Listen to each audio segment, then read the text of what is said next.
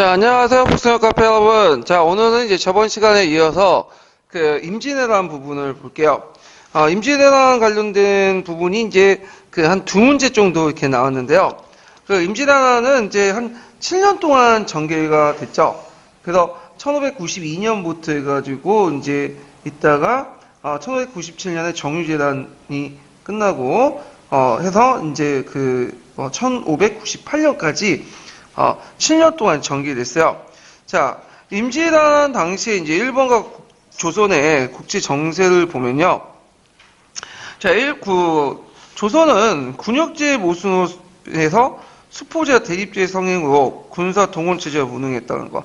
그래서 이제 반군 수포제나 대립가 이런 것들이 나중에 군적 수포제도 해가지고 정비가 되죠. 근데 이 군적 수포제에서 받은 군포가 군대를 양성하는 데 쓰지 않고 주로 이제 중앙이나 지방 간청에 경비를 썼기 때문에 자체적으로 동원할 수 있는 군대가 상당히 모자랐다는 거. 그 다음에 이제 그 당시 또 진간체제에서 을묘해변 이후에 그 제승방래 체제로 이렇게 전환이 됐죠. 이런 것도 이제 제승방래 체제로 이제 전환을 했고요. 일본의 정세를 보면 이때 이제 전국시대였어요, 일본은. 그래서 일본 전국시대였는데, 요때 전국시대 통일한 인물이 등장했다. 그래서 도요토미 시대요시다고. 그래서 이 도요토미 시대요시는 다이모드의 불만을 외부에 표출할 필요가 있고, 그들에게 새로운 영지를 줄 필요가 있었어요. 그래서 조선이나 중국 같은 걸 정복해서 그들에게 새로운 영지를 줄 필요가 있었고요. 자, 이런 여러 가지 복합적인, 어떤 그 배경으로 일어났다. 자, 그 다음에 이제, 임진왜란 정황을 보면, 일본 침략군이 정면 가도를 내걸고 그 부산이나 동네를 격파하고 세 개의 방향을 공격하죠. 이때 정면 가도라는 것은 뭐예요? 여기는 명나라를 그 정벌할 테니까 길을 비켜달라. 그래서 이제 부산에 지내있던 정발이나 그다음 동래성에 있던 송성이 거부하니까 그걸 격파했고요. 그래서 이제 그 동래성을 격파하고 점령하고 나서 길을 다시 세 길로 나눠서 이제 그 우리나라를 공격해 들어오죠. 자, 이때 이제 임진왜란 소식을 이제 뒤늦게 한 그 조선 정부는 누굴 파견했냐면 그 앞에 이제 니탄계난을 진압을 했던 신립장군을 파견했어요. 그래서 이 신립장군이 이제 기마를 중심으로 해서, 왜냐면 이 신립장군 여진족과 싸웠던 사람이기 때문에 주로 이제 주력이 기마죠. 그래서 그 처음에는 조종에서 막아야지 이제 효율적인데, 조종이 아니라 어디서 막냐면 그 충주에 있는 탕금대에 가서 막아요. 예. 그래갖고 이제 그 이유에 대해서 이제 지금도 미스터리인데 두 가지 가정이 있어요. 하나는 그 신립장군이 이끌었던 기마병들은 저기 이제 조종이나 이런 데에서 높은 그 고개로 해서 그 싸우기는 불리했다, 이런 것도 있고, 두 번째로는 이제 그 당시 제승방락 체제잖아요. 제승방락체제는 주변에 있는 지방군들이 한 곳에 집결해서 경작에 지휘해야 할 텐데, 문제는 거기에 이제 동원됐던 부대들이 거기 일반 농민들이에요. 싸울 의지도 없었고, 그러다 보니까 이제 적은 병력을 가지고, 그것도 그 병력들이 대부분 싸울 의지도 없는 그런 병력들이 싸우다 보니까 탕금대에 그 배수진을 쳐놓고 이렇게 싸울 수밖에 없었다. 자, 근데 이제 이것은 일본이 원했던 거죠. 왜냐면 탕금대는 이제 어떤 지형 지물이 전혀 없기 때문에 허허 벌판이기 때문에 어디에 유리하냐면 기마병에도 유리하지만 조총을 가지고 있는 보병들 유리한 장소거든요. 그래서 기마들이 공격하면 조총 부대도 해가지고 사격을 해서 정면시킬 수 있는 아주 좋은 요지인데, 이때 여기 딱 신립장군이 거기에 걸려든 거죠. 그래가지고 결국에는 신립장군이 탕금대 전투에서 패배를 하고, 이때 이제 제승방락 체제의 문제점이 등장했죠. 한 곳의 병력을 다 지켜야 하다 보니까 서울을 지킬 수 있는 병력들이 없어요, 후방에. 그래서 쉽게 이제 서울, 개성, 평양까지 함락하고, 그 다음에 이제 그 당시 선조는 일이 뭐예요? 도망가는 게 일이었죠. 예, 그래가지고 이제 서울 떠나서 개성 떠나서 평양까지 가서 어디까지 갔냐면 의주까지 피난을 가요. 그래서 심지어는 명나라 도망가려고 해요. 예, 그러니까 이제 신하들이 말렸죠. 그래서 명나라 도망가서 안 된다. 그래서 이제 논의하다가 그때 자기는 이제 앞에 가서 싸우긴 싫고 나이가 많다는 이유로, 그때 이제 선조의 나이가 40밖에 안 됐는데 나이가 많다는 이유로 그 어린 제자 그 왕세자였던 강해군을 또 내세워가지고 이제 뭐냐면 보냈죠. 그래서 강해군이 그 분조 활동을 통해서 주변을 돌아가면서 이제 그 의병장들 격려하고 등등 여러 가지 활동을 했고, 결국에 그런 것 때문에 나중에 왕세자의 지가 어떻게 굳어지게 되고, 나중에 강해군이 이제 또 즉위가 되는 배경이 되죠. 자, 처음에 이제 그 선조가 이제 명나라 원조를 요청을 했을 때 명나라에서는 믿지는 못했어. 왜냐면 이게 금방 깨질 수 없다. 어떻게 15일 동안 만에 서울이 함락되고 30일 만에 거기 우주 도망가냐. 이거는 그 일본하고 조선이 짜고 우리를 공격하기 위한 계략이다. 이렇게 생각을 했는데, 하도 이제 척보원에 보니까 이게 진짜 일본 애들이 쳐들어왔다. 그래가지고 그 처음에는 병력을 한 그 3,000명 정도 파견했어요. 근데 이게 3,000명이 무기도 제대로 갖추지 않은 상태에서 평양성에 진입했다가 뭐야? 그냥 거의 몰살당하죠. 그래서 이제 사태의 이제 심각성을 느낀 명나라에서는 안 되겠다 해서 그 당시 이제 그 강남병들 있죠? 강남병들과 그 이호성이 이끌었던 기마병들, 만주의 기마병들을 같이 보냈어. 그때 이제 만주 그 강남의 그 강남병들을 왜 이끌었냐면, 강남병들이 예전에 두고서 싸웠던 거야, 강남군인들이. 왜구들과 많이 싸웠잖아요. 그래서 절강국법을 통해서 왜구들 격파를 했잖아. 그래서 얘들은 주로 이제 어떤 사람들이냐면 일반 보병인데 근대식 뭐냐면 하양 무기도 싸웠던 부대들이에요. 그래서 이런 것들이 왜구의 격탄에 도움이 되겠다 해서 같이 보냈던 거죠. 결국에는 이제 이 명나라와 조선의 연합군이 어디를 공격해요? 평양성을 공격해요. 예, 평양성 전투가 일어나죠. 이 평양성 전투는 상당히 국제적인 전투예요. 왜 국제적인 전투냐면 일본군하고 그 다음에 명나라 군대하고 조선군이 같이 싸웠던 전투군요. 결국에 평양성 전투에서 크게 이겼고, 그렇지만 이제 이호성이 판단 미스를 한 거야. 그래서 이 사람이 이제 일본군을 얕보고 얘네들 금방 쉽게 물리칠 수 있겠다 해가지고 그 앞에는 강남병들 데리고 가지 않고, 왜냐면 얘는 보병이기 때문에 자기가 이끄는 만주의 기병들만 이끌고 가고 공격했다가 벽제관 전투에서 깨지게 된 거예요. 예. 그래서 벽제관 전투 간신히 살아났죠. 그래갖고 벽제관 전투에서 해서 평양에서 더 이상 나가질 않아. 왜냐하면 이제 싸워봤자 자기가 뭐 그렇게 유리한 전투도 아니고 자기 나라 싸움도 아니고 그런데 이제 그래서 이제 그 고니시 유키나하고 뭘 해요? 협상을 해. 그래서 그동안 이제 그 협상 기간이 한 2, 3년 돼요. 질질 끌었죠. 그래서 잠깐 쉬었다가 그 다음에 일어난 것이 정유재단이에요. 예. 자, 그러면 우리나라 이제 조선군의 전투 형태를 볼게요. 자, 여기에서 임진왜란 3대 전투가 있어. 3대 대첩이 뭐 볼까요? 이거 외워두셔야죠. 예전에 기출문에 나왔던 거니까. 1차 진주성 전투, 진주 대첩이죠. 그 다음에 행주 대첩, 그 다음에 한산도 대첩. 이게 우리나라 이제 3대 대첩인데, 자, 먼저 살펴볼 게 진주성 전투예요. 자, 이 진주성 전투는 이제 왜 일어나냐면, 이 진주라는 곳은 이제 어디의 길목이냐면, 호남으로 가는 길목이야.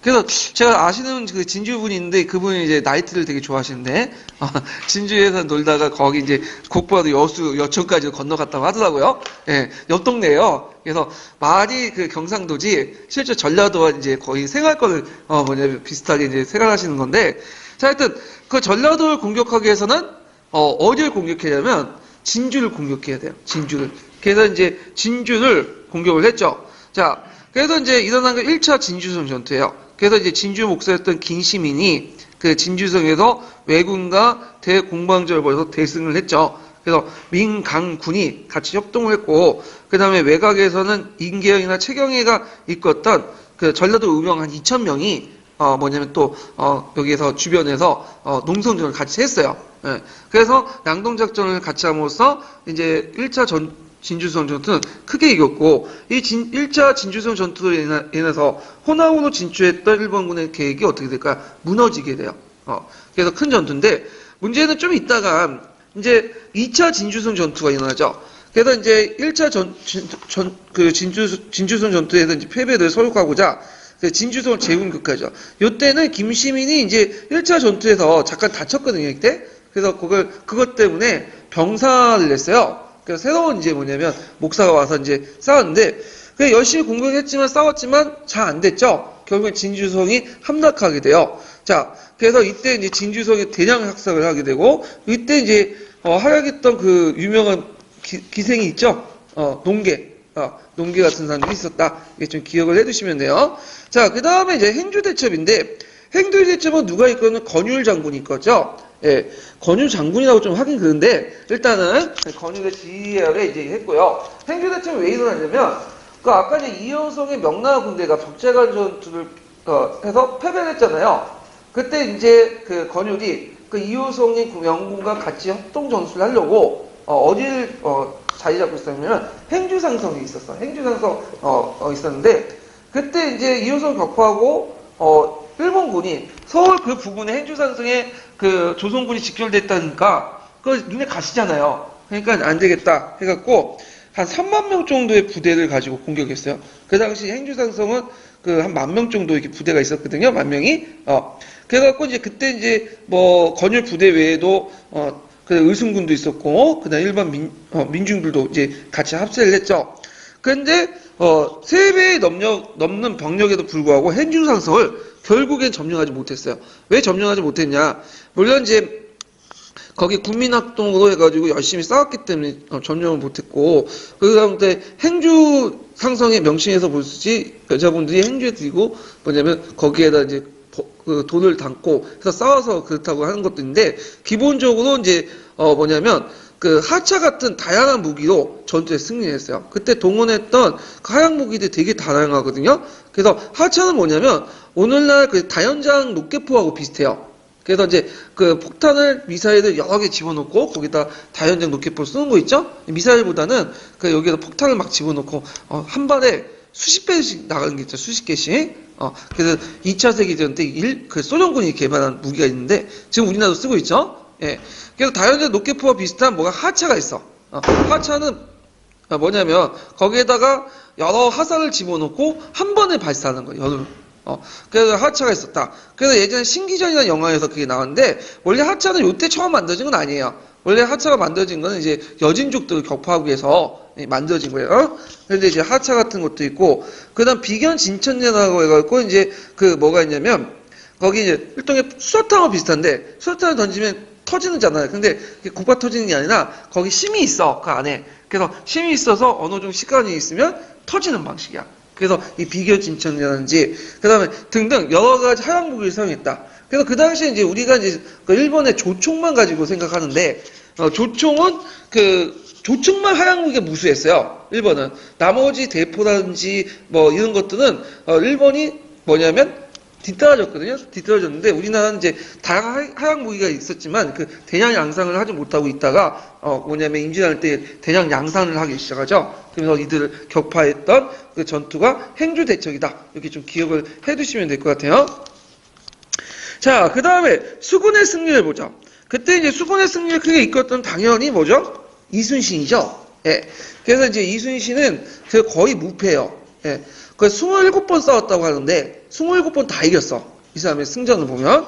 자, 그래서 이순신이 이제 전략전술 특징이 뭐냐면 무조건 앞으로 돌고 그런 게 아니에요. 이 사람은 뭐냐면 자기가 유리한 지형에 가가지고 유리하게 싸워요. 그러니까 이길 수밖에 없는 상황을 만들어 놓고는 이기게 하는 거야. 그래서 이제 있는데 자, 이순신은 이제 회전 내용을 이제 보면요. 이순신은 이제 옥포회전이 최초 회전이죠.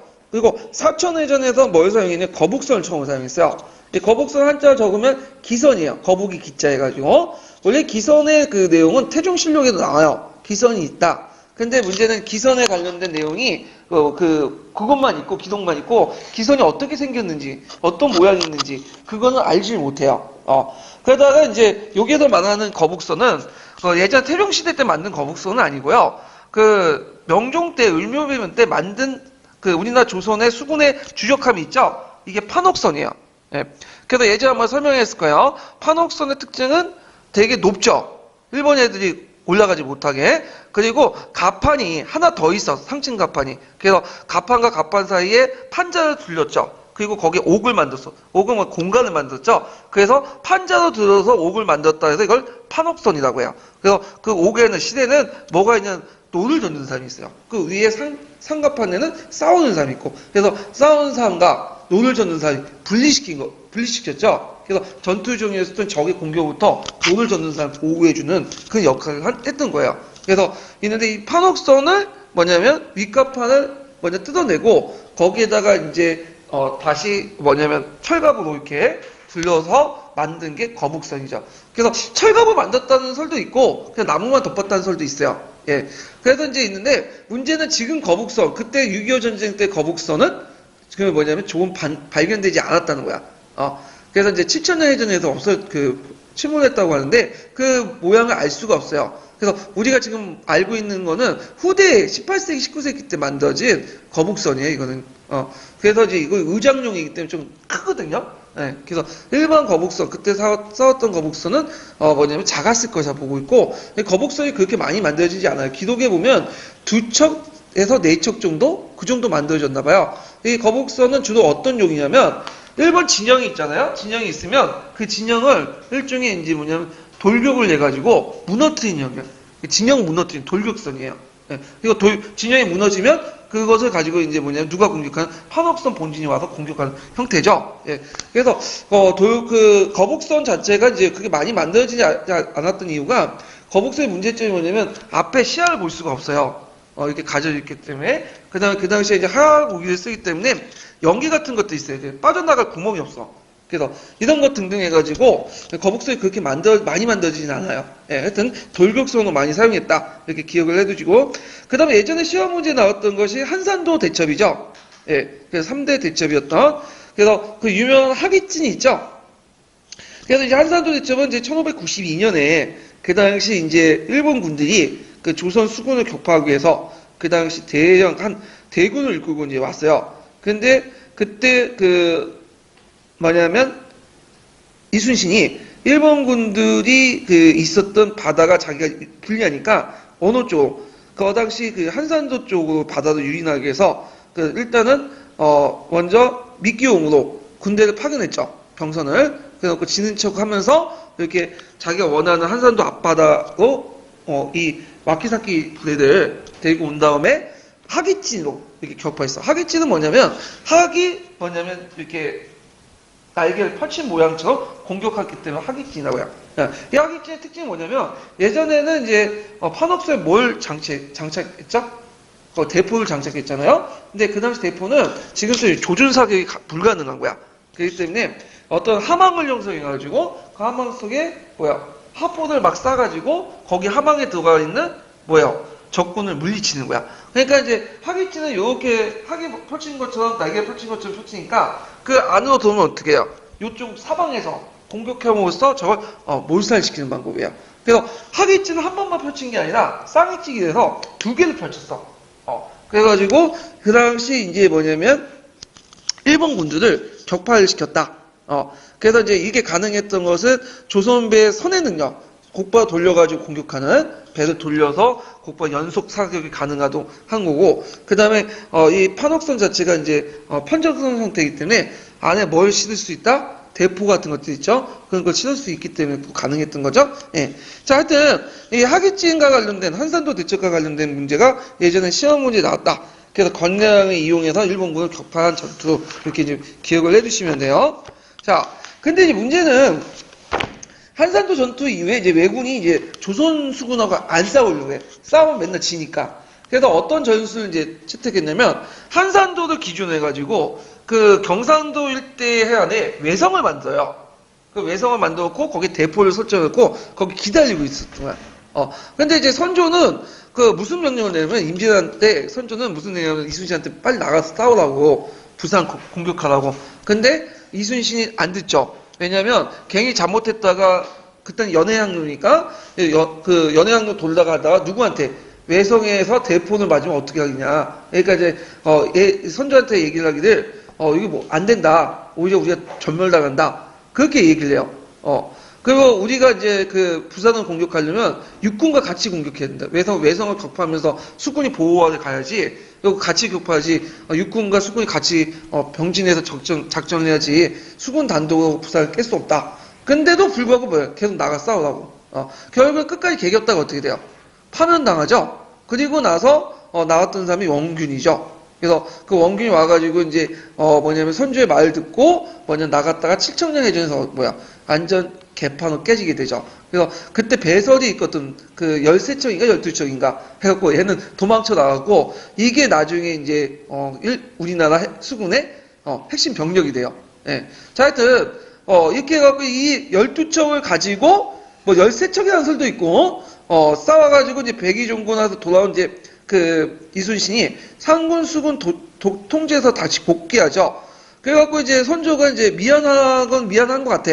그래서 다 내가 잘못이다. 근데 해군은 없어요. 이제 권율 장군 밑에 들어가서 싸워라 했더니 그 유명한 말이었죠. 신에게는 몇 척이 있습니다.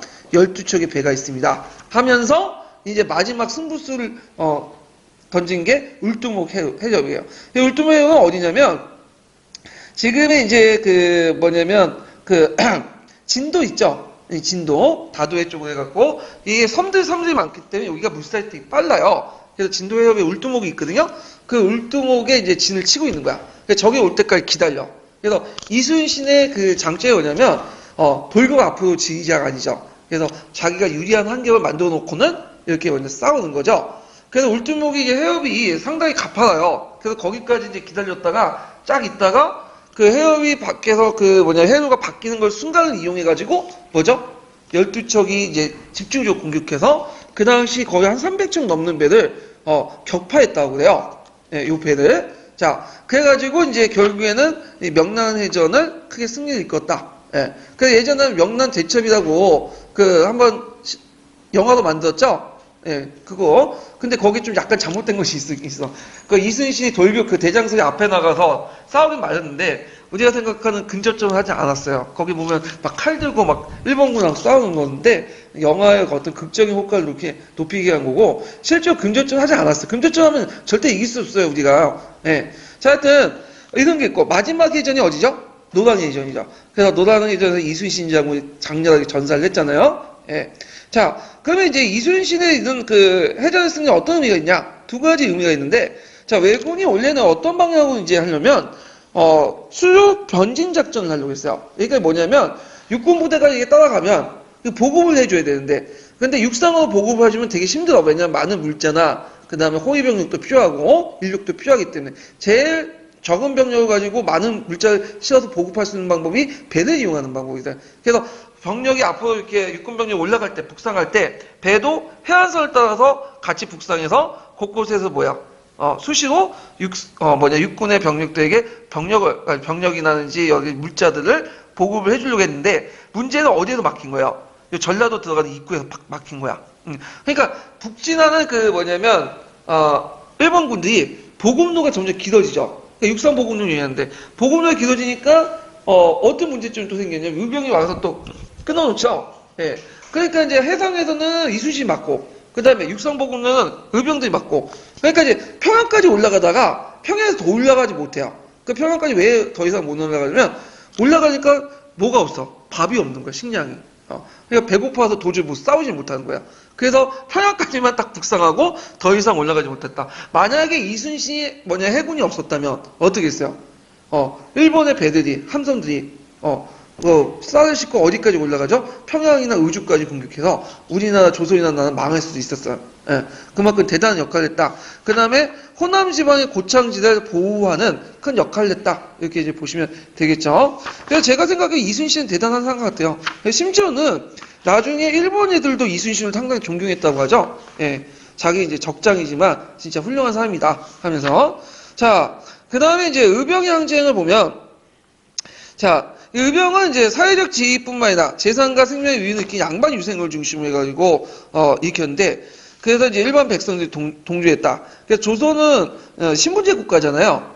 그래서 양반이 지배층인데, 양반이 이제 우리가 보는 우리가 치고 갑진망한 걸로 했는데, 그 당시 상당히 영향력이 있었어. 그래갖고 이제 그 양반들이 이제 하니까 그 밑에 있는 사람들이 이제 따라와서 열심히 했는데, 그 이유가 뭐냐면 일단은 의병은 자기 지역 동네에서만 주로 활동하거든요. 네, 연합작전 하긴 하지만, 그러다 보니까 일단은 싸우는 목적이 뭐야? 명확하죠. 국가는, 앙조는 너무 추상적이야.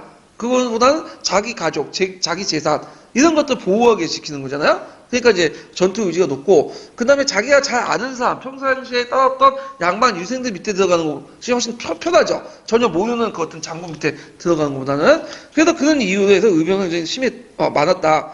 그리고 이제 그 의병들은 향토지와 조건에 맞는 무기와 전술을 구사했다는 거. 그 지형 지세에 맞는. 그래서 원래 초창기 때는 조총이 상당히 위력을 발휘했잖아요. 근데 이제 처음에는 이제 조총을 무서워했는데, 한번 싸우다 보니까, 몇 번 싸우다 보니까 조총도 별게 아니라는 걸 알게 된 거야. 조총에 좀 단점이 많아요. 조총의 단점이 어떤 게 있냐면, 일단은 기습전에 약해.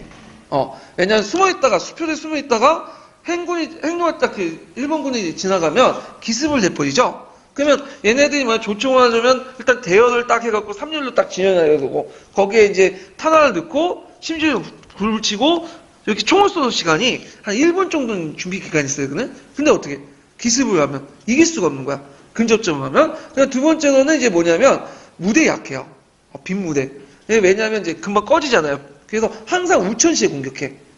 그런 식으로 해서 이제 뭐냐면, 있고, 또 대규모 군대는, 뭐냐면, 항상 대규모 군대 싸우면 맨날 깨지는, 그걸 알게 된 거야. 그래서 공격할 때도 항상 50명 이하 단위만 공격해요.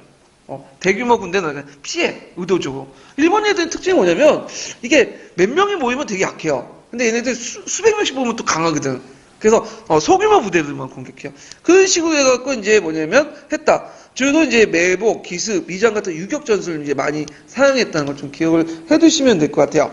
자, 그래서 대표적인 의병장 보면 그 충청도에 조원이라는 사람이 있고요. 그래서 이제 있고 그 각재우라는 사람이 이제 홍위 장군이나 불렸던 사람, 경상도에서 이랬던 이 사람은 이제 조식의 문화죠. 이 사람들. 그다음 전라도의 고경명이라는 사람이 유명한데 이 사람이 나중에 이제 억울하게 죽어. 영무죄도 얽혀가지고 이제 선조가 이제 죽이는데 이 선조가 의병장 되게 별로 안 좋아했어요. 이순신 이 사람. 왜냐면 자기는 도망갔는데 얘네들은 너무 열심히 싸웠잖아. 왕조국가에서 유명해진다는 건 꼭 뭐예요? 자기 지위를 뭐냐면 위협할 수 있는 존재거든요. 자, 그 다음에 김청일 정몽보는 이제 한경도 북한 지역에 살았는데 이 북한 지역에 이제가 왜 싸웠냐? 이 사람은 원래 중앙 관리였는데 원래 그 지역이 이제 그 내려가 있었어요. 한경도 잠깐 자기 고향에서 고향인지 뭔지 거기에 잠깐 내려가 있었는데 거기에 그 뭐냐면 있다가 적이 쳐도니까 의병을 모집해서 싸운 거야. 그래서 그때 그 싸우고 나서 여러 승리를 기록한 게 북한 대첩비가 되게 유명하거든요.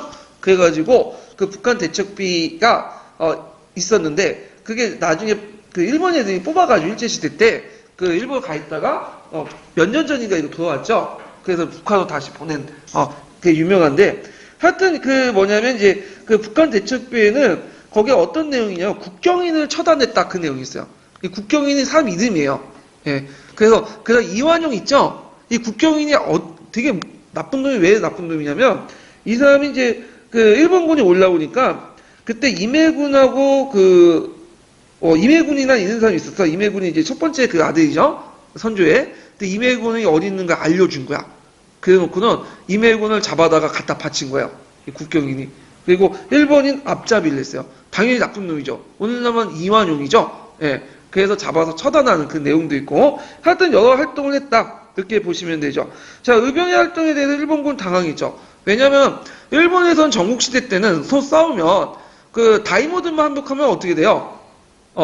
모두 항복하고 그냥 일반 백성들은 그냥 그 밑에 들어가거든요. 일반 백성들이 나가서 자발적으로 싸운 적은 없었어. 근데 이건 뭐예요? 되게 자발적으로 싸우잖아. 그래서 한번 이제 일본하고 우리나라가 좀 다르다는 걸 좀 알게 된 거고, 그리고 일본 애들은 다이모들이 자기 성을 끝까지 지키죠. 근데 우리나라는 도망가잖아. 도망간다는 자체가 좀 이상한 거야, 이게, 얘네들은.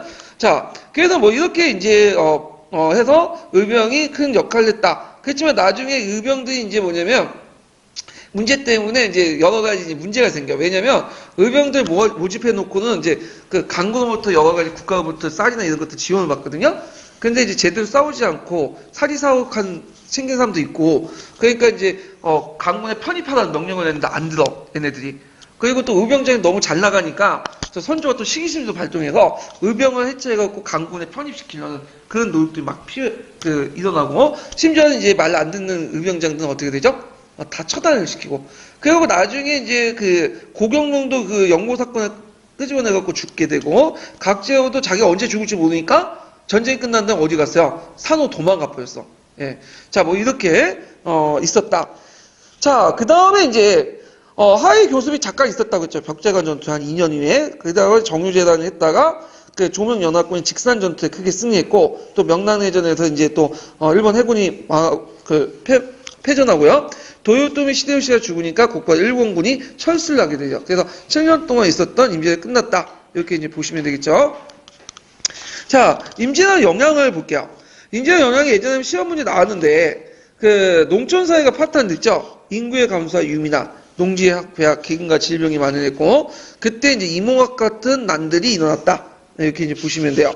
그래서 이몽학의 날, 뭐 송유진의 날 이런 것들인데, 이몽학은 난에 관련되고 최근 그 예전에 한번 영화의 소재도 되긴 했어요. 그래서 이몽학이 원래 왕실의 서울 출신이거든요.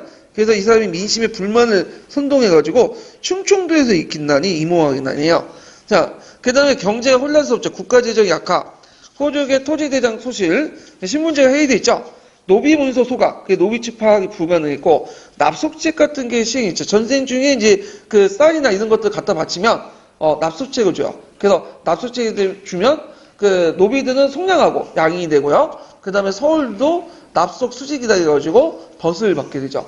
그래서 잠깐 이제 그때 서울들이 그 벗을 받는 그 문간에 진출할 수 있었던 계기가 되죠. 자, 하여튼 이런 등등해서 조선전기 엄격한 신분체제가 붕괴됐다. 그래서 이런 신분체제를 어떤 식으로 극복하려고 했냐. 성리학적 윤리관을 가치관을 강화시키려는 측면에서 극복하려고 했죠. 그래서 이제 양난을 겪은 후에 이 무너진 신분제를 다시 복구하는 과정에서 성리학적 지배 질서가 강화되고, 예전에 성리학적 지배 질서가 하나의 일종의 정치 이념에 불과했는데 이제 생활 규범으로 자리 잡게 되죠. 자, 그 다음에 이제 문화 군사적으로는 그 문화재가 많이 소실됐고요. 그 다음에 이제 전술 무기 같은 것들이 발달 촉진하죠. 그래서 이제 이때 뭐가 우리나라에 들어왔냐면 조총이 들어왔어요. 조총. 네, 조총 아시죠? 조총은 이제 그 원래는 일본에서 만든 무기가 아니에요. 어디에서 만든 무기예요? 원래 포르투갈 상인들이 가지고 왔죠. 유도의 무기인데 일종 하승총인데 그걸 이제 나중에 일본에서 이제 전국시대 때 이용을 해갖고, 그때 오다 노부나가가 나가시노 전투에서 기마 부대를 격파를 냈죠. 그래서 이 조총의 문제점이 뭐냐면 발사하고 장전 속도가 너무 느리다는 거야. 그래서 이걸 극복하기 위해서 3률로 이렇게 쫙 전율을 넣어놓고, 한쪽이 한번 쏘면 다음 열이 이제 뒤로 가서 기다리고 있다가 다음 열이 와가지고 또 쏘고, 그 다음에 다음 열이 또 와가지고 쏘고, 그래서 3열 이렇게 전설로 했고 열을 맞춰가지고 쏘는 방법, 이런 것들 개발했어요. 이게 나중에 유럽에 써먹거든요 또. 그래서 이제 예전 전투에 보면, 전투 영화를 보면 사람들이 이렇게 쭉 나열돼 있잖아. 그래서 조총 쏘면서 자기가 맞는데도 그냥 조총 쏘잖아요. 픽픽 쓰러지고. 라인 배틀이라고 하는데, 이 라인을 형성해서 쓰는 방식이 누가 처음 개발한? 일본 애들이 개발한 거예요. 전국시대 때 조총을 이용하면서. 그래서 이거를 100년 동안 계속 써먹었는데, 이 부대가 딱 임진왜란을 건너가고 싸우니까 조선 군대는 200년 동안 전투 경력이 거의 없거든. 싸우면 되겠어요? 싸우면 안 되지. 그러니까 맨날 깨지는 거야. 그래서 이제 이 조총을 일본말로 덴포라고 하죠. 덴포. 그래서 우리나라에서 이제 무슨 말이 생겼냐면, 덴포 없이 개겼다 해서 이거 무대뽀라고 하잖아. 이렇게 번지돼서. 그래서 하여튼 우리나라도 덴뽀를 만들기 시작해요. 조총을. 어떻게 만들었냐면, 그 당시 항위외라고 해가지고 그 일본 애들 중에 항복한 애들이 많았어요. 한 10,000명 정도 항복했다고 하는데, 이들이 자기가 이제 싸우는데 일단 일본군 앞에서 싸우는데 크게 이용했죠. 우리나라에서. 그래서 항해 중에 이제 조총 만든 기술자들이 있었어요. 그들 끌어갖고 이제 조총 만든 기술자 쓰고, 그다음 일본 애들 잘하는 게 뭐야? 외검이다 해갖고 검술이 뛰어나거든요. 그런 것도 배우고, 그리고 이들 또 항해 조직을 이용해가지고 뭐냐면 또 부대도 만들고 뭐 할 게 있는데, 이때 우리나라도 이 조총을 제작하여 무기 약점을 보완했고, 그때 이제 훈련도감 있죠. 선조 때 전쟁 도중에 만든 훈련동에도 이 조총 부대로 이제 배치시켰죠. 그 다음에 이제 여기 보면 기호신서가 있어요. 기호신서 보이시죠? 이 기호신서는 누가 썼던 책이냐면 척강계라는 사람이 척계강이 쓴 책인데, 이 책이 왜 중요하냐면 16세기 들어가면 이제 후기외구라 해서 보통 이제 강남 지역에 왜구들이 많았어요. 그래서 이 왜구들을 이제 싸우는 과정에서 개발된 것이 절강범법이야. 그래서 절강법법이 어떤 특징이냐면, 이 절강법법은 이제 하얀 무기를 적극적으로 이용하는 측면이 있어요. 그 당시 명나라는 이제 외국에서 불랑키포나 홍위포 이런 것들을 이제 가지고 와요. 그래서 먼 거리에 있는 그 일본군들, 왜군들을 뭘로 격파하죠? 하양 무기로 격파해.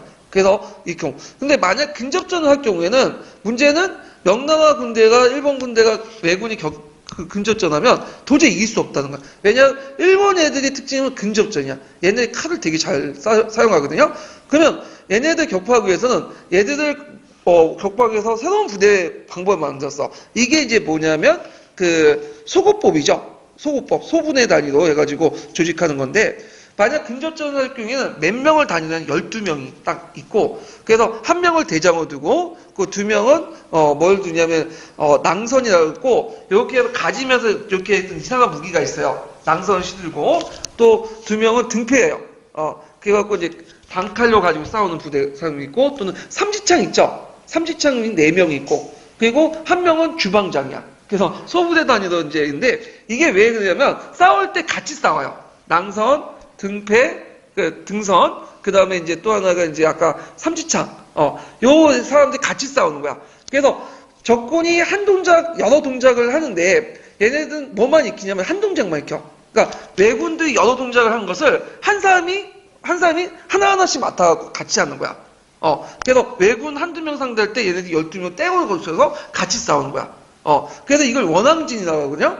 그럼 만약에 왜군과 싸우다가 반 이상 죽거나 대장이 죽었다. 그러면 나머지 사람 다 죽는 거야. 전쟁이 끝난 다음에. 그러니까 어떻게 돼요? 일심 동체를 해갖고 하는 거죠. 그래서 왜군이 했던 한 동작들을 다 익히지 못하니까 각기 한 동작씩 익혀가지고 뭐죠? 떼로 걸어서 떼거리로 싸우는 방법. 이게 이제 뭐냐면 그 유명한 소고법이에요. 이 소고법을 그대로 받아들인 거예요. 예. 그래서 이제 그 뭐냐면 그 여러 가지 소부분이라든지 훈련도감이라든지 이런 것들을 조직할 때 이용했다. 이렇게 이제 기억을 해 두시면 되겠죠. 자, 그 다음에 이제 일본도 큰 역할인데 일본과 중국은 아예 정권이 바뀌었어. 전쟁하는 도중에. 그래서 일본은 뭐가 성립됐죠? 도쿠가 막부. 나중에 일본사 이제 할 때 했는데 이 도쿠가 막부는 누가 도쿠가 이에야스가 세웠죠. 에도 막부. 원래 이 도쿠가 이에야스는 그 도요토미 히데요시와 경쟁자였어요. 근데 이제 도요토미 히데요시하고 한번 싸우고 나서 이제 안 되겠다 해가지고 그 밑에 들어갔는데 근데 이제 그때 들어갈 때 타협을 했죠. 내가 이제 너네 밑에 들어가겠지만 난 임진왜란에 참여 안 하겠다. 그리고 그 대신에 이제 영지를 버리고 다른 데 옮기겠다. 그래서 그 원래는 영지가 동부 지역에 있었는데 이걸 이제 뭐냐면 서부 지역에 있었는데 동부 지역으로 옮겼어. 간동 지역으로 옮겼죠. 간동으로 간서간이나 강동인데 그때 옮긴 지가 에도 지역이에요. 근데 이 에도 지역이 지금은 인구가 1000만 명이 넘는 도쿄인데 그 당시에 거의 허허벌판이었어. 그래서 거기를 개발한다 명목으로 해서 임진왜란에 참여하지 않고 예전 약속대로 한 것도 있고 하니까 그래서 얘는 이제 뭐냐면 임진왜란에 참여하지 않고 어디에 있었는 나고야에만 있었어요. 나고야는 그 당시 예비부대만 있었거든요. 그러니까 거의 병력을 보존한 상태에서 있었던 거죠. 그러니까 임진왜란 끝나고 나서 나머지 다이모든 이제 병력이 거의 죽었잖아요. 없어지고. 그러니까 이제 이때 이 기회를 이용해서 도쿠가 이에야스가 죽으니까 도쿠가 이에야스, 도요토미 히데요시가 죽으니까 도쿠가 이에야스가 도쿠가 이에야스의 자녀 세력들을 치고 세키까지의 전투에서 크게 이기고 결국에는 막부를 세웠죠. 예. 그래서 이제 에도 막부가 성립됐다. 좀 기억을 해두시고 그 다음에 일본은 그 당시 이제 조선으로부터 많은 사람들을 납치해왔죠. 납치 부대를 따로 뒀다니까. 그래서 인쇄술, 요건 뭐예요? 도자기죠. 예. 도자기. 그 다음에 이제 그 성량의 발전에 크게 기여했다. 그래서 도자기가 특히 이제 일본에 도입됐는데 원래 예전에 이제 도자기 시장을 장악했던 나라가 어떤 나라는 명나라, 경덕진 아시죠? 거기에 생산된 도자기가 되게 유명했어요. 근데 명청 교체기의 혼란기에 일본이 조선에서 그 도자기 기술을 배운 거야. 그래갖고 그 아리타 지역의 도자기 있죠? 아리타 도자기를 필두로 해갖고 일본이 그 이후에 18세기 이후에 도자기 시장을 다 휩쓸고 다니는 거야. 예. 그래서 우리나라 그 도자기 기술은 어디에서 배운 거야? 우리나라에서 배운 거죠. 예. 그 다음에 성리학이 발전됐죠. 그래서 일본은 이제 그 당시 그 성리학이 있었긴 있었어. 근데 성리학을 제대로 이해는 못했어요. 왜냐면 선종의 틀 속에서 성리학을 이해하고 있었는데 가난 같은 사람들이 이제 건너가고 잡아가지고 성리학을 정통 성리학을 배운 거야. 이양 쪽의 성리학을. 그래갖고 이것을 이제 에도막부가 간악화시켰죠. 왜냐면 에도막부는 딱 성립할 때 전국시대 분위기가 있었어. 전국시대 분위기는 뭐야? 약육강신이죠. 승자가 뭐냐면 이기는 거고 그 다음에 하극상이 많았어.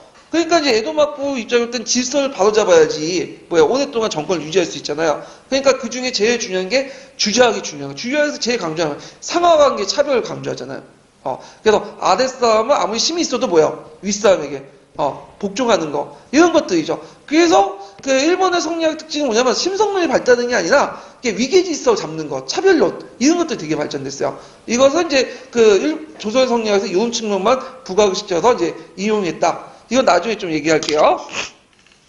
자, 그 다음에 이제 중국 같은 경우에는 명의세트하고 청나라 선장 있죠? 그래서 청나라는 이제 그 당시 만주족이었는데, 명나라는 만주족을 감시하고 통제를 했어. 얘네들이 단결을 못할까봐.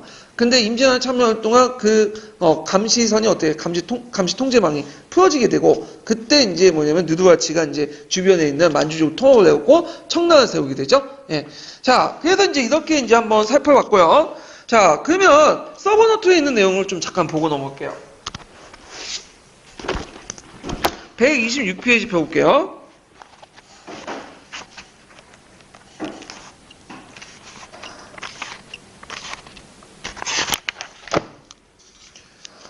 자, 임진왜란의 침략에서 이제 임진왜란의 그 발배 배경을 조선의 대내적인 측면을 좀 보고, 그 아까 이제 가는 제가 이제 아까 설명을 했고, 나는 이제 정부가 이제 사신을 보내서 정세를 파악하려고 했어요. 그래서 그 당시 이제 그 도요토미 히데요시를 만난 그 사신들이 항율기가 그 다음에 김성인의 의견이 되게 달랐죠. 항율기는 이제 일본에 대한 경계를 주장했고, 동인의 부사였던 김성인은 일본의 침략 가능성을 부인했다. 그래서 했는데 그것 때문에 김성인이 나중에 욕으로 먹어요. 예. 왜 그때 똑바로 얘기하지 않았냐. 근데 이제 임진왜란 때 김성일이 의병장 활동해서 이제 싸우다 죽었죠. 예, 뭐 그런 측면에서 이제 넘어가고요. 그 다음은 자, 그 다음에 대외적으로는 아까쯤에 이제 시대요시가 전국 시대의 혼란을 수습하고자 국내 다이모드의 불만을 바꿔 돌리기 위해서 또 대륙 침략 욕구를 채우기 위해서 조선을 침략했고요.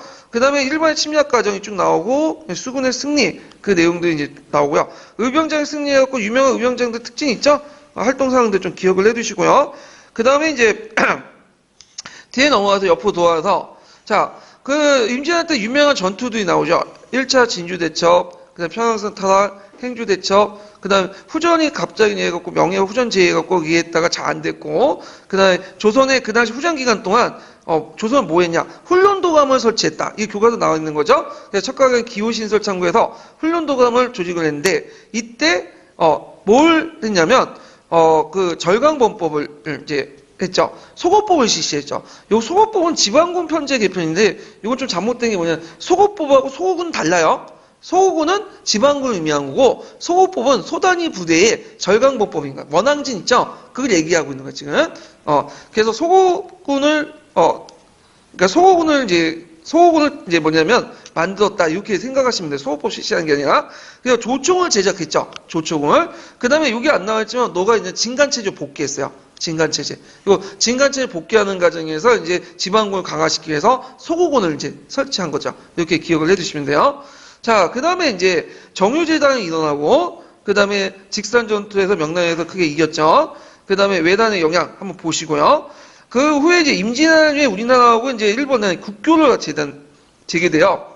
그래갖고 원래는 얘기하기 싫지만 그때 조선인 포로의 세안 문제를 둘러싸고 그 당시 이제 얘기를 해서 원래는 처음에는 이제 해외단 및 그 세안사단에서 사명대사 유정을 파견했고요. 결국에 강해구 때 기유약전을 맺어죠. 그래서 국교가 다시 회복이 되죠. 그래서 이제 일본과 스시마선과 통금무역에다 튼을 마련하고 부산에 외관을 설치하죠. 그리고 이때 초량외관이 설치되고 대신에 일본 사신들이 서울 입성을 금지해.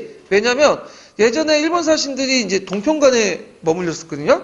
근데 거기에 왔다 갔다 하면 서울 올라가면서 뭐냐면 그냥 온 게 아니라 그 올라가는 길들을 다 그렸어. 지도로 만들었어. 그래서 나중에 이제 일본 군대 북진도가 서울로 올라온 길이 되게 뭐냐면 일본 사신들이 올라온 길하고 일치해요. 그래서 안 되겠다 해가지고 외관 밖에서는 활동하고 외관 밖은 못 나가게 해요. 예. 그래서 이제 이렇게 했다. 좀 기억을 해 두시고요. 그리고 나서 통신사를 파견했죠? 그래서 총 그 12차에 거쳐서 통신사를 파견했다. 19세기 초반 때, 파견되지 않았죠. 뭐 이렇게 있고. 그래서 이제 통신사를 파견하는 목적이 뭐냐? 일본과 관계를 안정시키고 대천 관계에 집중하는, 이거는 길잡이 얘기고, 실제로 이제 일본의 정세를 파악할 필요가 있기 때문에 한 거죠. 일본에 입주할 때는 통신사가 오면 어떻게 선전하면 얘네들 조공 받쳐 온다 그래요. 소곤들 어떤 즉위를 할 때 얘들이 우리 조공 바치게 한다. 우리 종속국이다. 그래서 대내적 건의를 가시한 목적으로 이렇게 했거든요. 그런데 이제 통신사 비용이 너무 많이 든 거야. 그리고 예전에 통신사 오면 조선의 어떤 선진 문화를 전달해주는 그런 역할을 했는데 나중에 들어가면 이제 일본 애들이 그 서양의 기술이나 이런 것들 문화를 받아보니까 조선의 선진 문화가 별로 그렇게 중요하지 않는다는 걸 알게 되죠. 그래서 나중에 오지 말라고 해, 그냥. 그래서 대마도만 왔다 그냥 가라고. 그래서 이제 19세기 초반 때는 아예 국교가 끊어졌다. 이렇게 보시면 되겠죠. 그 다음에 일본 사정 변화해가지고 이제 국학운동인데 이건 일본사하고 관련돼 있으니까 그때 얘기를 하고요. 자, 그 다음에 뒤에 넘어가서 기출문제 풀어볼게요. 자, 기출문제 몇 번을 보냐면 9번하고 10번 문제 풀어볼게요.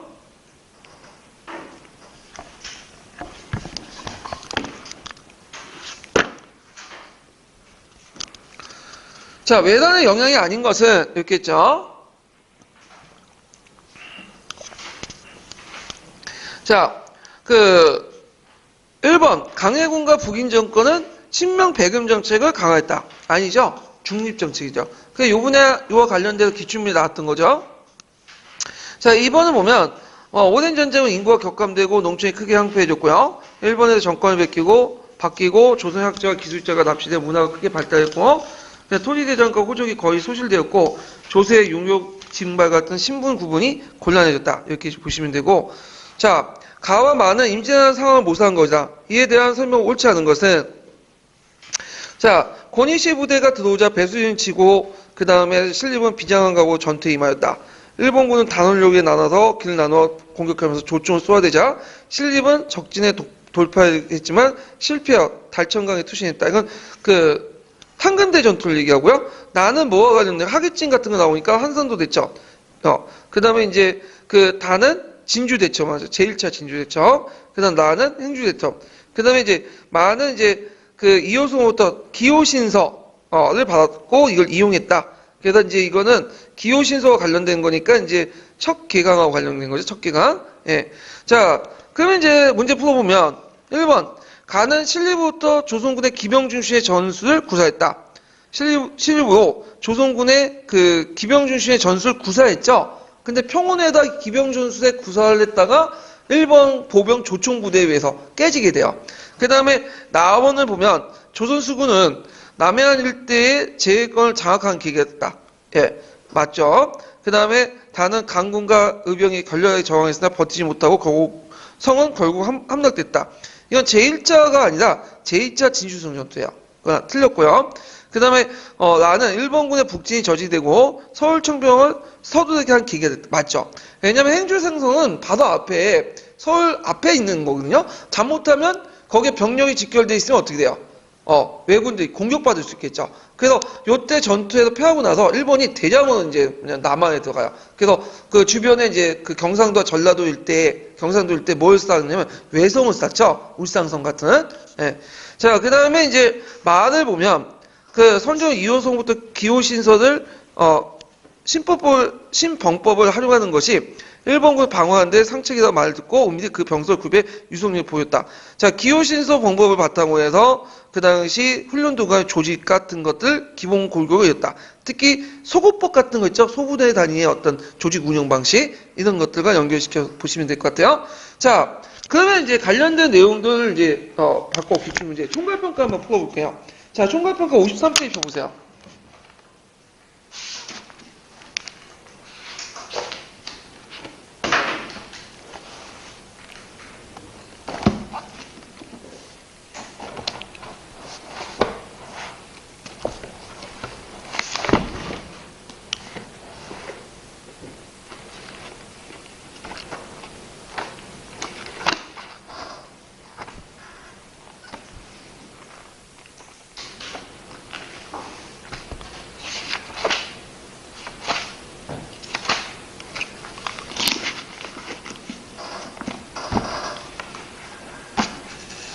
53페이지 21번 문제 잠깐 볼게요.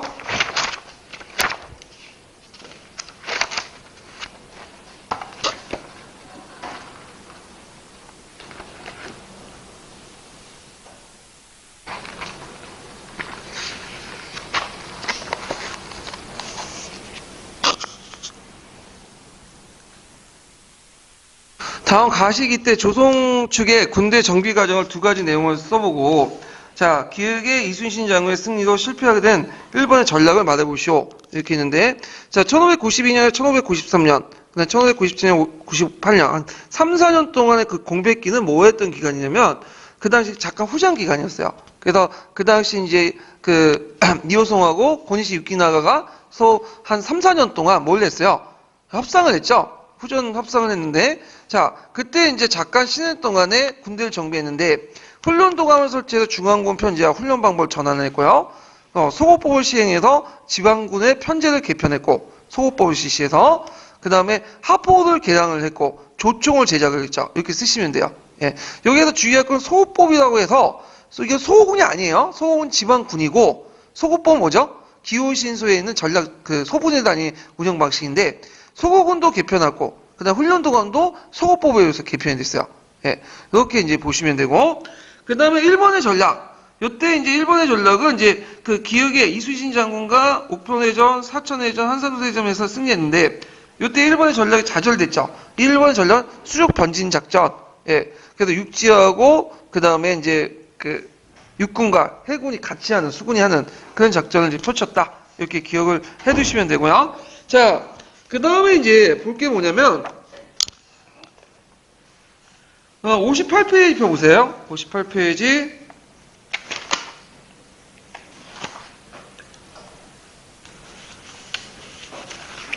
음. 35번 문제 잠깐 볼까요? 이 35번은 그 앞에 있었던 그 문제를 제가 풀려다가 잠깐 못 푼 문제인데, 이거 한번 볼게요. 교과서에 있는 내용이에요. 다음에 조선전기 때 조선과 일본 간의 외교 관계를 기록한 1차 사조이다. 1차 사조의 명칭이 무엇인지 쓰시오. 요거는 이제 신숙주가 이제 일본에 가가지고 그 어떤 기획 보고 드는 것들 적어 놓은 거거든요. 예전에 모은 제국기였죠? 해동 제국기라고요. 예. 그래서 이제 일본의 여러 이제 막부 정권과 그 밑에 있는 다이모들 그런 것들과 그다음에 오키나와 관련된 기록이 있고, 심지어는 이제 나중에는 뭐까지 기록되어 있냐면 일본 말까지 다 기록되어 있어요. 오키나와 말까지. 그걸 기록을 하고 나서 뭐에다가 적었어? 한글로 음을 표시했어. 그래서 이제 이렇게 한글 운영해서 나중에 이제 이걸 가지고 이제 했는데, 거기에 오키나와 그 당시 언어를 한글로 적어놓은 게 있어요. 그 뒤에다가. 예. 자, 하여튼 이런 것들이 있었다. 이렇게 보시면 되고, 그다음 마지막 문제 풀어볼게요. 85페이지 잠깐 펴보세요.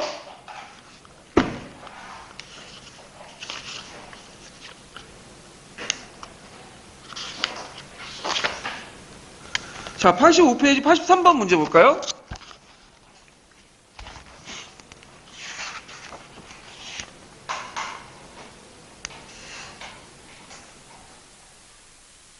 자, 다음은 임시완에 관련된 자료이다. 작성 방법에 따라서 답안을 작성해 보시오. 이렇게 했는데, 자, 여기에서 이제 자료 A는 뭐 신립장군 나오니까 무슨 전투와 관련된 거요? 탄금대 전투 관련된 거고, 그다음 자료 B는 이제 여기에 보면 이건 한산도 대첩하고 관련된 거죠. 한산도 대첩. 자, 그러면 이제 자료 A는 전투 당시 지역 방어 체제를 특징을 서술해보고, 이 체제의 문제점을 자료 A의 전투 패배와 연결시켜서 말해볼 거. 자, 요때 지역방어체제는 뭐죠? 재승방어체제죠. 그래서 유사시 각 의회 수정들이 소속군사를 이끌고 본지를 떠나 지정된 방위지역에서 가서 서울에서 보낸 경장이나 그 도의 병수사를 기다려 지휘받는 전술인데, 문제점은 그 탄금대 전투에서 패배하자 후방지역에 군사가 없어서 뒤를 막을 방도가 없었죠. 그래서 쉽게 한성이 함락되었다. 이렇게 보죠. 그래서 임진왜란 초기 때 패전의 하나 원인이 되었다. 이렇게 되는데, 그러면 그 당시 진간체제를 유지했다면 됐냐? 그것도 아니야. 왜냐면 진간체제 유지해봤자 어차피 질게 뻔하거든요. 왜냐면 아까 말했지만 그 조선의 나라는 200년 동안 평화기였죠. 그리고 그 일본은 100년 동안 전국시대였어. 100년 동안 맨날 했던 게 뭐야? 맨날 싸우는 거야. 사람 죽이고. 그러니까 초반에 이렇게 밀릴 수밖에 없는 게 그거예요.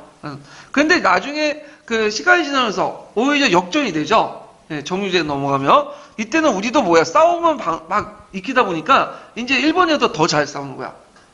왜냐, 싸움을 많이 하다 보니까. 또 우리나라가 일본 애들보다 뭐야, 좀 키도 크고 등치도 있고 신도 세잖아. 일본 애들 쪽파이보다는요. 자, 그래서 이제 민족주의 어떤 발언을 해서 죄송한데, 형님 발언을 해서. 민족의 어떤, 하여튼 이거 있고. 그 다음에 이제 기획에 대한 그 주둔 이유들 신립 입장에 쓰시오.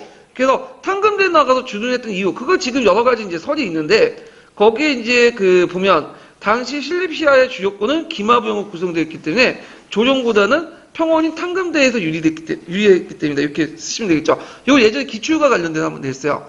자, 그 다음에 그 가해 전술 명칭, 이거 무슨 진이죠? 한산도 대첩하면 하기진.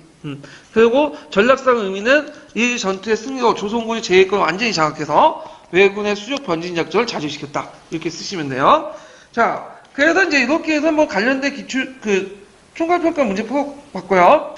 그 다음에 이제 다시 넘어가서 자, 조선 전기의 이제 사회사 부분을 이제 볼게요.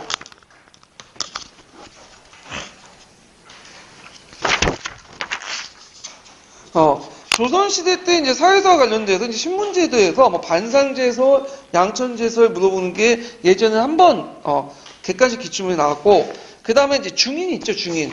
중인의 특징 같은 것들을 물어보는 게 이제 나왔어요. 그래서 조선 사회사와 관련된 문제는 그렇게 나오는 부분은 아니에요. 좀 기출 빈도가 떨어지긴 하는데, 한번 보죠. 조선은 이제, 그 양천제설과 반상제설 두 가지 관점이 있죠. 조선의 사회를 보는 관점이. 그래서 양천제설 같은 경우에는 이제 뭐냐. 자, 조선 초기에 했던 양반은 혈연 개념이 아니라 고조시대와 마찬가지로 동반과 서반이라는, 그래서 국가의 직역을 짊어진 모든 계층들 양반이라고 했죠. 그래서 그 양반의 대칭은 백성이고 양반과 백성은 모두 다 어디에 속한다? 그 양인인 그 뭐냐면 그 법제적 양인에 속한다. 이거고. 그래서 양천제설에 입각해서 이렇게 이제 보는 관점이죠. 그래서 15세기를 뭐냐면 상당히 긍정적으로 봐요. 그렇지만 이젠 양천제설에 입각한 관점도 16세기 가서는 거기는 누구 넘어간다? 반상제설로 봐요. 근데 반상제설은 뭐냐면 초기 때부터 양반, 중인, 상민, 천민이 나눠져 있고 각 신분의 권리와 의무가 다르며 각 신분이 고정되고 세습되었다. 기속신분적 성격이 띄고 있다. 기속신분이라는 것은 태어날 때부터 신분이 정해져 있는 거죠. 그래서 이제 이런 반상제설을 이제 관점이 있는데, 대개 이제 반상제설을 이제 주장했던 사람들은 어떤 사람이냐면, 일본인 간학자들이 그런 설을 많이 주장해요. 왜냐면 조선이라는 사람은 처음부터 끝까지 뭐예요? 정체된 사회였다. 그 이미지를 강조하기 위해서 반상제설을 이제 주장을 해요. 그래서 15세기를 따라서 이제 양천제설과 반상제설 이렇게 있지만, 16세기 때는 결국엔 어디로 동의되죠? 반상제설. 그래서 법제적으로는 양천제설이지만 사회 간섭적으로 뭐다? 반상제설이다. 이렇게 좀 기억을 해두시면 돼요. 다만 15세기를 보는 관점에서 좀 약간의 차이가 있다. 이렇게 이제 기억을 해두시면 되고, 그러면 조선에서는 끝까지 처음부터 조선이 망할 때까지 뭘 했냐면 양천제설을 했어요. 왜냐면 양천제설 채택해야지 국역을 부과할 수 있고 인민들 동원할 수 있어. 근데 반상제설은 너무 양반들에게 편의를 봐준 거야.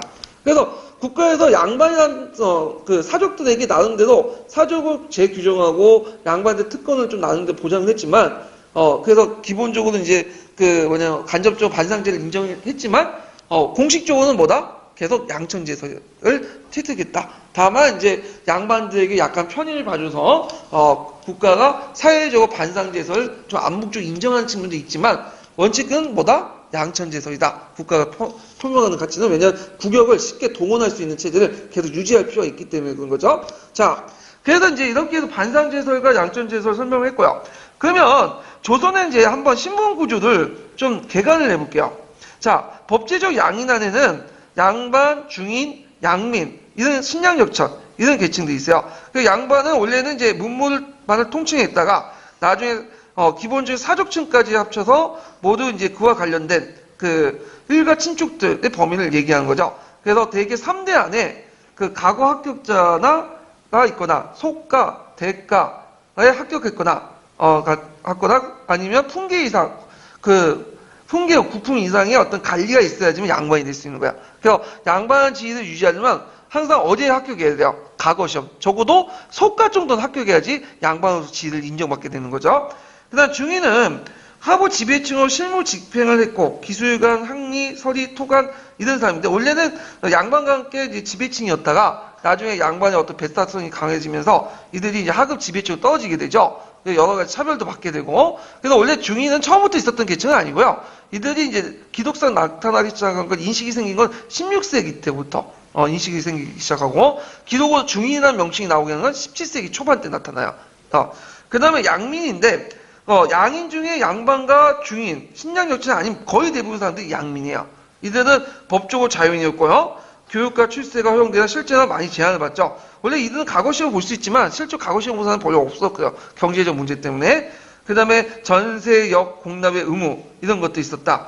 그래서 그 양민 중에서도 농민이 제일 우대를 받았죠. 그 다음에 신양역천인데 신양역천은 이제 어떤 사람들이냐면 중간에 천인 신분성은 양인이지만 실제 사회적인 역이 천하기 때문에 천인 취급받는 사람도 있어요. 그래서 나장, 조회, 뭐 일수, 조군, 수군 이런 사람들이 이제 여기 속하죠. 그래서 이제 이런 되게 뭐냐면 천하요. 그렇지만 이제 법제적 지위는 양인이었다. 이렇게 이제 기억을 해주시면 되고요.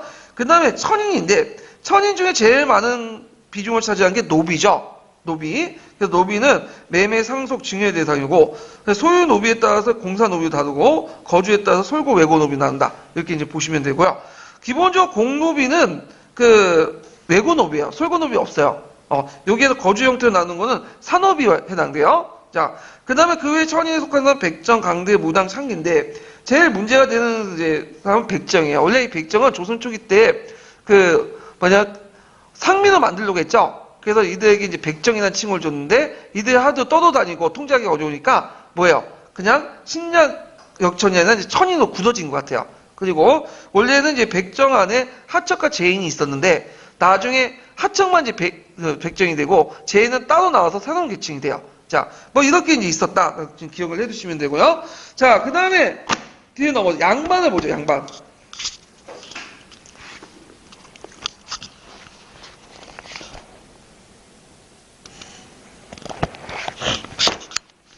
자, 양반은 원래 고조시대 때는 무반과 무반을 고치는 거죠. 문반과 무반의 명칭이었죠. 그래서 양반이었는데 이것이 이제 16세기 넘어가면서 문반과 무반뿐만 아니라 그 가족과 가문까지 포함돼요.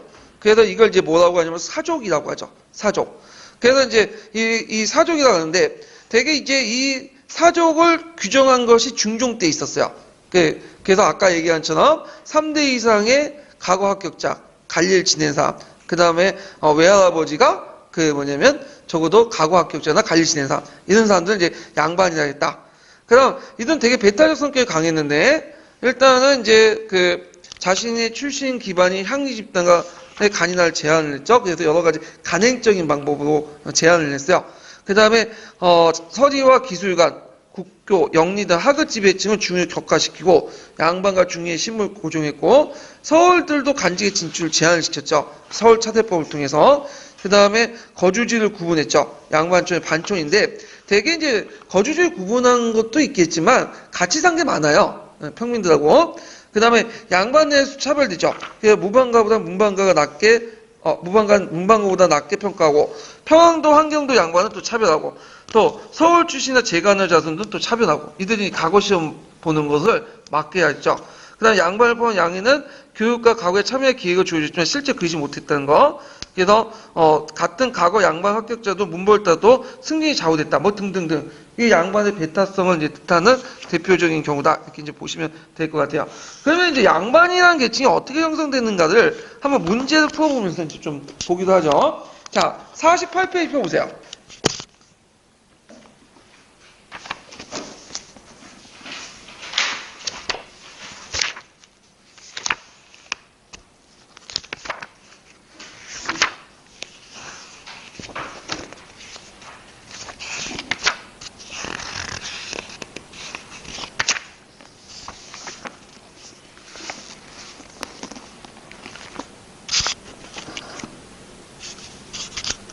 자, 48페이지 10번 문제 볼까요?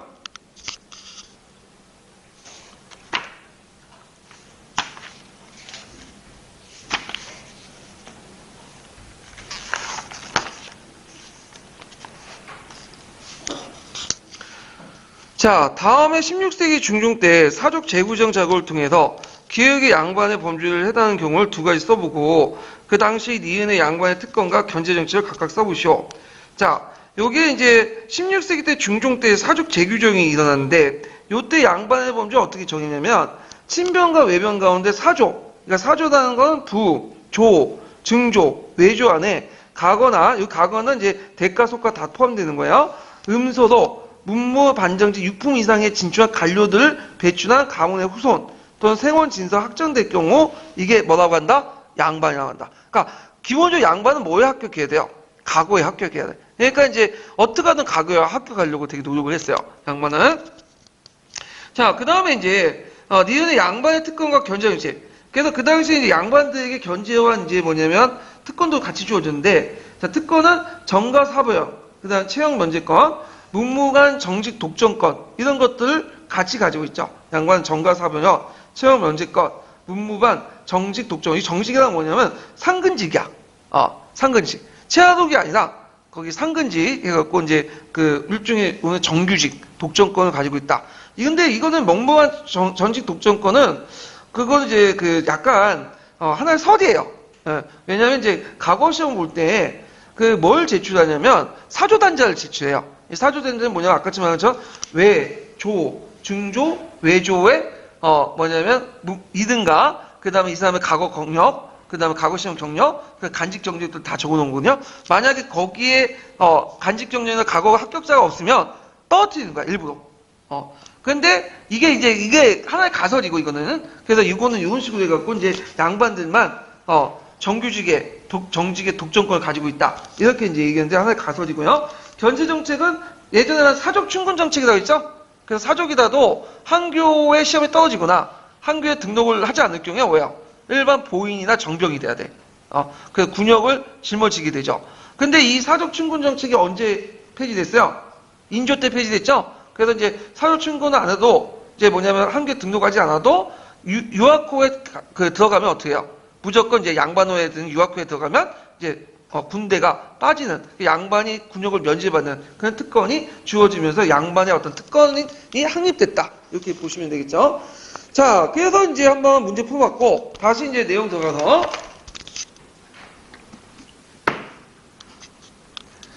자, 중인을 보죠. 중인은 별표 2개 쳐놓으세요. 조선 전기 때 중인과 관련된 거, 조선 후기 때 중인과 관련된 문제가 시험문에 나왔어요.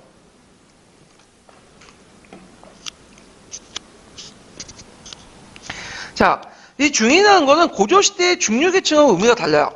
고조시대 중류계층은 자신의 중류계층, 중이라고 생각하지 않았어요.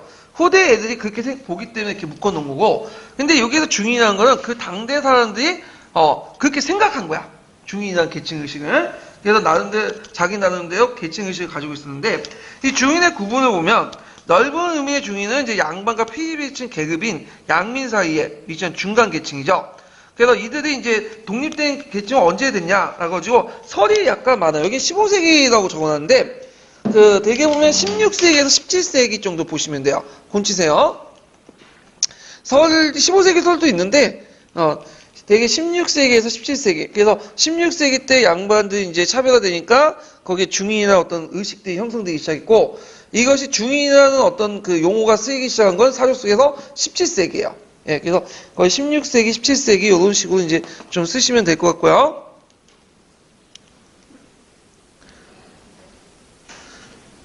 자, 그래서 있고, 그 다음에 좁은 의미에는 기술간에 한정돼서 얘기를 하죠.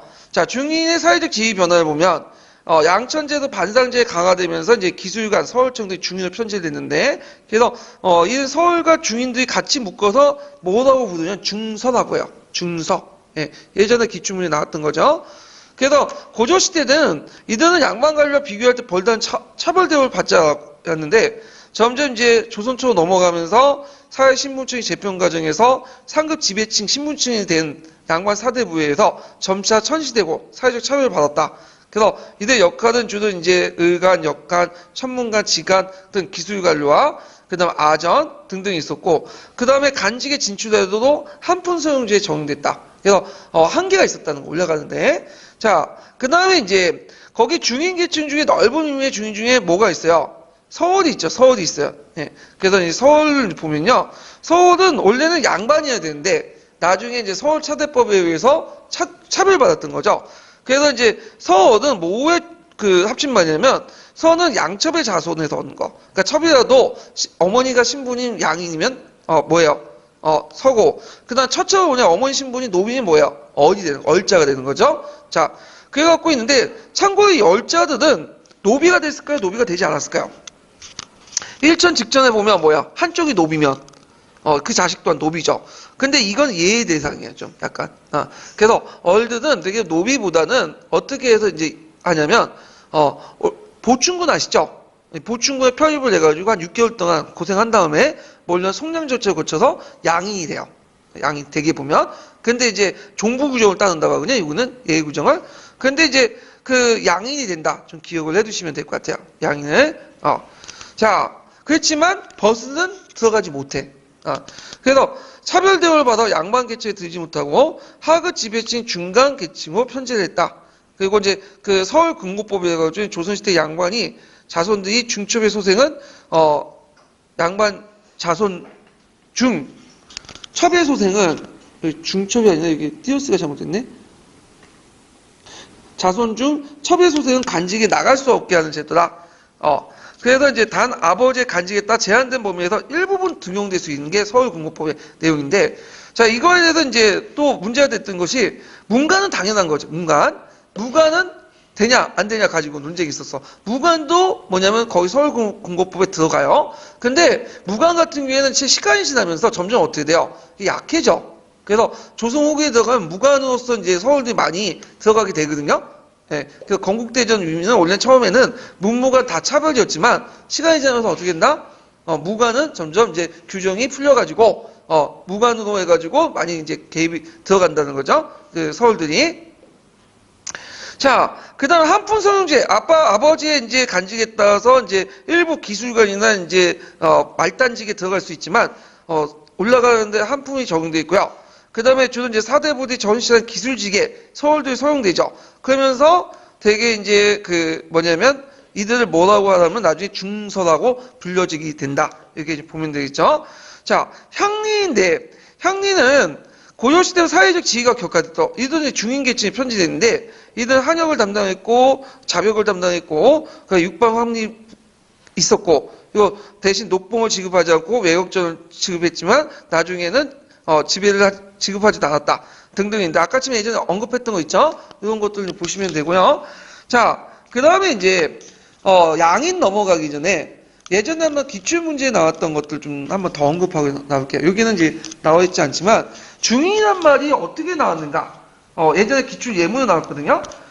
이 중인이라는 말은 이제 중인이라는 말의 용어가 어떻게 해서 기운이 나는가? 일단 중인이라는 말은 첫 번째 관점은 거주지에 따라서 나왔다는 거야. 이들이 이제 주로 어디에 살았냐면 양반들은 주로 북촌에 남쪽에 살았어요. 근데 중인은 어디 살았냐면 종로 일대에 살았어. 그 때문에 이것 때문에 중간에 살았다 해서 중인이라는 말이 나왔다. 이게 첫 번째 관점이고요. 그래서 2010년도 기출문제에서는 이렇게 지역별에 따라서 이제 중인이라는 말이 나왔다. 지역 개념설이 나왔고 두 번째로는 뭐냐면 사색당파에 아무도 속하지 않은 정치적 중립적인 행동을 했기 때문에 중인이라는 말이 나왔다. 사색당파에 속하지 않고 딱 중간에 서서 행동을 했기 때문에 중인이라는 계층이 나왔다. 말이 나왔다는 거고 그 다음에 세 번째는 양반과 상민의 중간 계층이다. 이기 때문에 중인이라는 말이 나왔다. 그래서 계급 개념설이죠.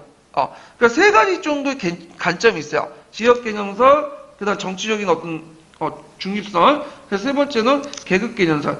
그 중에 다수는 뭐냐면 양반과 상민 사이 중간에 있는 계급 개념설이 주요 관점이에요. 중이나 말 나온 게. 근데 이제 예전에 그 10년도 기출 예문에는 그 계급 개념설에 대해서 언급하지 않았고 지역 개념설이 나왔어요. 지역 개념설 딱 중간에 있다는.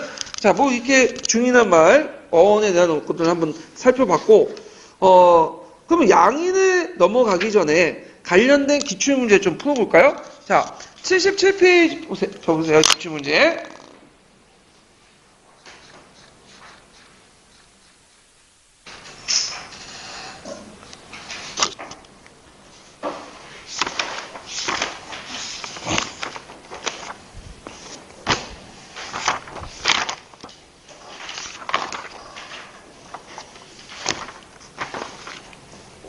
자, 1번 문제 볼까요? 조선 초기의 신분제도에 관한 설명 옳은 것은, 자, 양인계층의 권력 의무는 직업의 종류에 따라 달랐다. 이제 맞았죠. 그래서 양인계층의 권력 의무는 직업의 종류에 따라 다르고, 그 다음에 2번은 반양마원인 부곡은 천민집단에 종속됐다. 그 다음에 3번 일정한 직위가 없는 농민은 백정이다. 이거는 2, 3번은 어디에 해당하는 거야? 고조시대와 관련된 내용이고요. 자, 양반의 예약과 보학을 통해 신분적 지위가 강했다.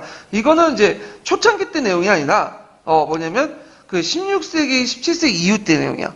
그 성리학적 지배 질서가 강해진 17세기 이후 때 내용이고요. 그리고 여기에서 물어보는 관점 자체가 무슨 관점이냐면 양천제설에 입각한. 그래서 양반 조선 초기, 그러니까 15세기에는 어떻게 볼 것인가. 그래서 양인 계층 안에서도 그 권력 의무가 각각 달랐고 이것은 노력을 통한 성취 신분이었다. 이런 것들이 관점을 바탕으로 이제 문제를 낸 것 같아요. 그다음 2번을 볼게요. 자, 10년도 기출문제인데 다음 자료에 나타난 계층에 대한 설명을 옳은 것을 보기에도 모두 고른 것은 자, 이들의 명칭에 유래된 것에 대해서 몇 가지 설이 있는데 가장 유력한 설은 서울 조시 근처에 살았기 때문에 종로 근처죠. 명칭이 생겨난 것이다. 그래서 그 양반은 북촌과 남촌에 사는데 이 중인들은 딱 중간에 살기 때문에 뭐냐면 이게 중인이다. 자, 이런 말이 나왔다는 거죠. 자, 그래서 이 북촌은 좀 잘 사는 양반들이 살고 그 다음에 남촌 같은 경우에 좀 못 사는 사람들이 살았어요. 양반 중에. 그래서 중간 사이에 살기 때문에 중인이다. 이 지역 개념성인데 지역 개념성이 유력한 관점은 아니에요. 아까 얘기했죠? 계급 개념성이 유력한 관점이죠. 상민과 양반 사이 딱 중간에 있다. 자, 하여튼 중인에 대한 이제 설명을 이제 하고 있고 중인의 계층에 대한 설명을 고르시면 돼요. 자, 기억을 보면 법제사고로 문과응시가 가능했다. 예, 맞죠? 중인은 그러니까 물론 서울은 이제 포함될 경우는 다르겠지만 전반적인 중인들은 법제사고 문과응시가 가능해요. 근데 간행상 뭐죠? 막아버렸죠. 예전에 한번 설명했지만 학리가 시험 보면 누구의 허가를 맡아야 되죠? 그 뭐냐면 수정의 허가를 맡아야 되고 또 유교 경정 중에 조 이상을 받아야 돼. 예, 절대 좋게 안 내주죠. 그 다음에 또 무관이 와서 보려면 무경칠서다 해갖고 이 범법서 7가지 중에 하나를 골라갖고 이제 강독을 해야 되는데 안기 시험인데 절대 좋은 성적 안 줘. 객관식이 아니라 그 당시 뭐였어요? 주관식이다. 그러니까 뭐냐면 거의 수가 수양을 주는 게 아니라 아무리 열심히 해도 수우를 주는 게 아니라 양가 이렇게 줘. 그러니까 절대 이제 뭐냐면 과거 시험 볼 수 없는 구조야. 이러니까 자, 그 다음에 니은을 보면 서울이 기술가의 등용됨에 따라 동료 인식되어 중소층으로 인식됐다는 말이 생겼다. 이건 17세기에 이제 중소층 인식됐고요. 조선 후기 때는 많은 시설을 결성하여 문학운동 활동을 통해 자신들의 위상을 높였다. 이걸 무슨 운동이라고? 위양 문학운동이라고 하죠. 그래서 이제 천수경 목계신사 같은 것들이 이제 유명하죠. 그 다음 서원신사, 뭐 작학신사, 뭐 등등등. 그래서 시사들을 많이 만들었어요. 자, 그 다음 이해를 보면 기술직이 청시되어 세습되었으며 15세기 때부터 양반과 상인의 중간 집단의 신분이 고착됐다. 그게 이제 여러 가지 서 있지만 요 서대에서는 이제 그 틀렸으니까 이게 15세기서를 선택한 게 아니고 오답으로 나왔으니까 16세기에서 17세기 때 16세기 때부터 의식이 형성돼서 17세기 때 중인이라는 용어가 사전 속에 나타났대요. 그래서 답은 몇 번이 되냐면 기역, 니은, 디귿이야. 근데 니을도 관점에 따라서 15세기 설도 있어요. 이것도. 근데 여기에서는 이제 16세기, 17세기 때 설을 이제 채택했으니까 이제 그게 오답으로 이제 처리된 거예요. 자, 그래서 답이 기역, 니은, 디귿. 이렇게 이제 보시면 되고. 그 다음에 이제, 일반 이제 양인들을 이제 볼 텐데. 양인들은 사회적 위치가 백성들의 대부분 차지하고 농민, 수공업, 상인이고, 과거에 응시할 수 있어요, 법적으로. 근데 실제로 과거 준비가 어렵기 때문에 그 응시한 사람도 별로 없어요. 몇몇 케이스만 있어, 몇 개 케이스. 예. 그 다음 조세, 공납, 부역의 의무를 짊어졌고, 수공업자, 장인세를 부과하고 상인들이 있었고, 농번 억상 정치 때문에 농민이 좀 농민보다 아래에 위치해 있었다. 상인과 수공업자들이요. 그 다음에, 양인이지만 여기천에서 처벌받는 계층이 있죠? 차별받는 계층이 이것을 신량역천이라고 해요. 신량친천에 속하는 사람인데 보통 척이라고 지칭하는 거예요. 한자로. 간이나 척이라고 지칭하는데 조회, 나장, 일수, 조졸, 조준, 수군, 역졸 이렇게 7가지예요. 그래서 양이 신분이면서 천역에 종사하기 때문에 붙여진 그 신분 구분이고요. 고된 직업이나 역의 종사는 양인들은 신분은 양이지만 천시대 양인과 천시대 중간 사이 계층으로 있다. 그래서 조조는 뭐냐면 뱃사고. 그다음 여기 속한 사람들 수능구는 모지기, 생선가는 어부, 모자가는 목축인, 봉화가는 봉화를 올리는 사람, 철가는 강보, 영가는 소금 굽는 사람, 하척은 그 밑에 있는 거니까 저기 있고, 그 다음에 이제 수군들, 수군이라는 건 뭐냐면 그 수졸도 있죠. 수군, 그러니까 이제 바다에서 싸우는 사람들, 이게 되게 고욕이기 때문에 안 하려고 했어. 그래서 아까 이제 식량절차 중에 보충군도 있죠. 보충군은 다 어디에 들어가냐면 수군으로 들어가. 그래서 대신에 어려운 일을 하는 대신에 6개월 동안 좀 고생하면 뭐가 되는 거야? 양이 되는 거죠. 이렇게. 근데 여기서 제일 문제가 됐던 사람들은 예전에 말한 제인이나 하척 같은 사람들 있죠. 이 사람들은 이제 강대, 도살, 여기에 속하는 사람인데, 이 사람이 식량절차에 속하냐? 아니면 거기 일반 천민이냐, 법제조. 말이 많아. 근데 이제 교과서에서는 통론에서는 어디에 속하냐면 천민으로 이렇게 했기 때문에 천민설 그렇게 받아들이시면 될 것 같아요. 여기에서는. 자, 그래서 이제 식량 역시가 끝났고, 그 다음 노비와 관련된 천민 계층이죠. 요게 이제 노비와 관련돼서 이제 시험문이 나왔던 거죠. 예, 중요한 거니까. 일단 별표 한 2개 쳐놓고 좀 쉬었다가 이 노비 관련된 내용을 좀 할게요.